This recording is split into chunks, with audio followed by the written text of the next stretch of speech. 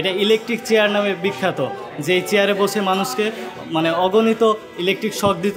Fascist Hasina আমার ভাইদেরকে যেভাবে নির্যাতন করেছে এটা আসলে ভোলার মতো না। এখানে অনেকে 12 বছর 10 বছর 4 বছর 5 বিভিন্ন সময় ছিল, অনেকে এখান থেকে মৃত্যুবরণ করছেন। বাস্তবিক যে চিত্র এটা তো আসলে আমরা দেখি নাই, তবে বাস্তবিক যে রূপান্তর যেটা করা হচ্ছে সেটা আমরা দেখতেছি। তো গত 16 বছর ধরে মানুষের উপর যে নির্যাতন হয়েছিল সেগুলোর কিছু খণ্ডচিত্র আমরা দেখতে পাচ্ছি।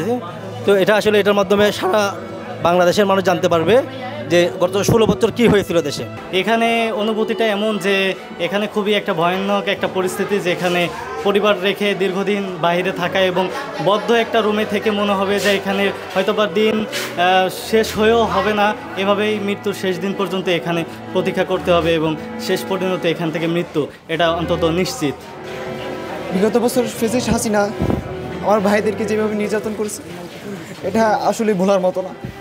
চাই আগামীতে যে আল্লাহ তাআলা তাদেরকে দীর্ঘ নেক হায়াত দান করুন যারা এখনও জীবিত আছেন, এবং শহীদদের যারা মারা গিয়েছেন আল্লাহ তাদের মাগফিরাত কামনা করছি। এটা ইলেকট্রিক চেয়ার নামে বিখ্যাত, যে এই চেয়ারে বসে মানুষকে মানে অগণিত ইলেকট্রিক শক দিত এবং এখান থেকেই এমনকি তার মানে শেষ প্রাণটা এখান থেকেই শেষ, মানে তার জীবনটা শেষ হয়েছে।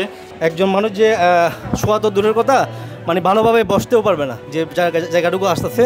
এখানে অনেকে 12 বছর 10 বছর 4 বছর 5 বিভিন্ন সময় ছিল, অনেকে এখান থেকে মৃত্যুবরণ করছেন।